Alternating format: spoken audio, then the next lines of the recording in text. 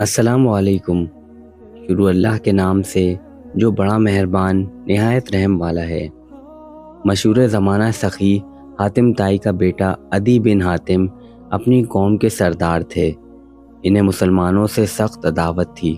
چونکہ عدی بن حاتم سردار تھے اس لیے حضرت محمد مصطفیٰ صلی اللہ علیہ وسلم کا اقتدار انہیں کھٹکتا تھا۔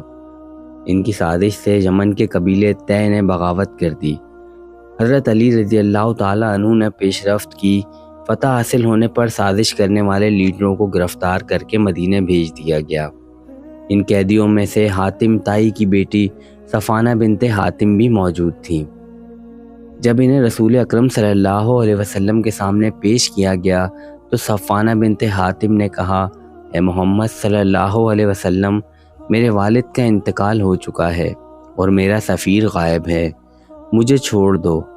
رسول اکرم صلی اللہ علیہ وسلم نے پوچھا، تمہارا باپ کون ہے اور تمہارا سفیر کون ہے؟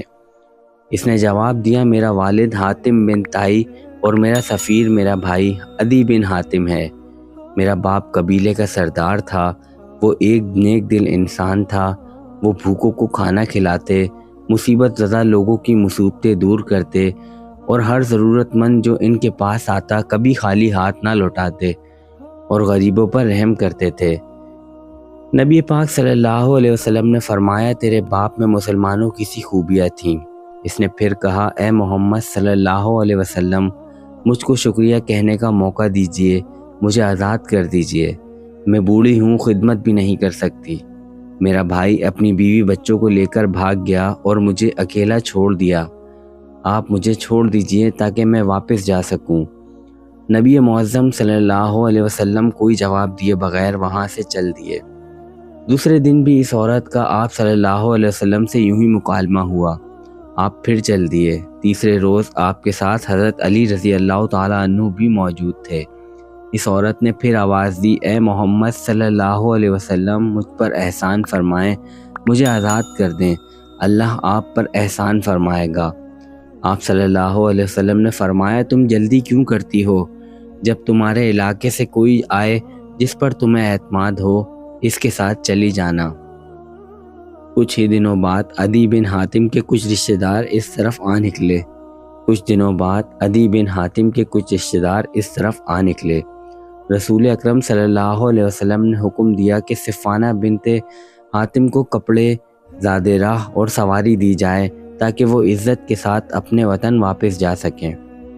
صفانہ بنت حاتم اپنے بھائی عدی بن حاتم کے پاس پہنچی جو اس وقت جوشیہ کی طرف بھاگ گئے تھے۔ انہوں نے اپنے بھائی سے کہا، بھائی، میں ایک ایسے شخص کے پاس سے آئی ہوں جو بادشاہ نہیں مگر بادشاہوں سے زیادہ باعزت ہے۔ وہ غلاموں کو آزاد کرتا ہے اور یتیموں پر شفقت کرتا ہے اور کمزوروں کے لیے سراپائے رحمت ہے۔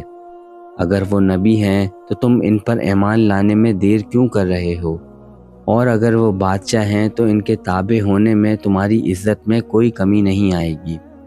اب تم ان کے پاس خوف سے جاؤ، یہ شوق سے، لیکن جانے میں جلدی کرو۔ چنانچہ دونوں بہن بھائی بغیر کوئی امان طلب کیے مدینہ شریف پہنچے۔ عدی کہتے ہیں کہ جب میں مسجد نبوی میں داخل ہوا تو نبی کریم صلی اللہ علیہ وسلم مسجد میں تشریف فرما تھے۔ ہم سے محبت سے ملے اور پھر ہمیں اپنے ساتھ لیتے ہوئے گھر کی طرف روانہ ہوئے۔ راستے میں ایک بوڑھی عورت ملی، اس نے آپ سے باتیں کرنا شروع کر دی۔ آپ صلی اللہ علیہ وسلم اس وقت تک وہیں کھڑے رہے جب تک کہ اس کی داستان ختم نہ ہو گئی۔ میں نے سوچا کہ بادشاہ اس طرح ضعیفہ کی روکنے کی وجہ سے نہیں رکا کرتے۔ محمد صلی اللہ علیہ وسلم بادشاہ نہیں، واقعی اللہ کے نبی ہیں۔ اس کے بعد وہ ہمیں اپنے گھر لے گئے جہاں آپ کا کھجور کی چھال سے بھرا ہوا گدا تھا۔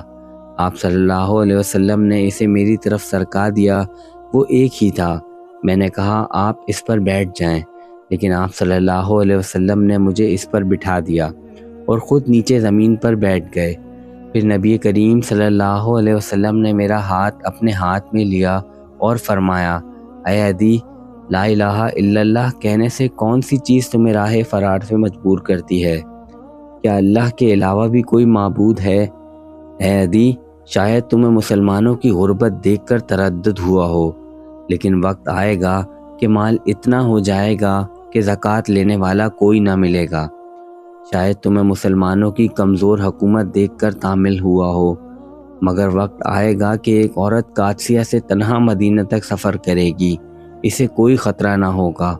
اور شاید تمہیں فارس اور روم کی بڑی سلطنتوں سے خوف ہے، مگر اللہ کی قسم وقت آئے گا کہ سلطنت اسلامی لشکر کسریٰ کی سلطنت کو پاش پاش کر دیں گی۔ عدی بن حاتم کہتے ہیں کہ یہ سن کر میں فوراً کلمہ پڑھ کر مسلمان ہو گیا، اور میری بہن صفانہ نے بھی کلمہ پڑھ لیا، اور ہم نے حضور اکرم صلی اللہ علیہ وسلم کی چہرے مبارک پر خوشی کی چمک دیکھی۔ سبحان اللہ۔ مزید اس طرح کی ویڈیوز کے لیے میرے چینل سنا ہے کو لازمی سبسکرائب کیجیے۔ ملتے ہیں آپ سے نیکسٹ ویڈیو میں۔ اللہ حافظ۔